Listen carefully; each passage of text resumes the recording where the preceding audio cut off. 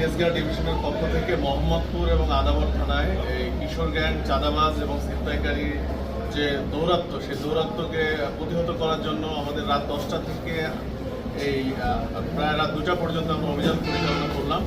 তাতে মোহাম্মদপুর এবং আদাবর দুই থানা মিলিয়ে প্রায় 100-র কাছাকাছি বিভিন্ন পর্যায়ের অপরাধীদের আমরা গ্রেপ্তার করতে সক্ষম হয়েছি। আমাদের অভিযান চলমান রয়েছে। আমরা এই অভিযান অব্যাহত রাখব, যেন মোহাম্মদপুর ও আদাবরে কোনো ধরনের কিশোর গ্যাং, ছিনতাই, চাঁদাবাজ যেন মাথা চাড়া দিতে না পারে এবং এই এলাকার আইন শৃঙ্খলা যেন অবনতি ঘটাতে না পারে, সেজন্য আমাদের অভিযান অব্যাহত থাকবে।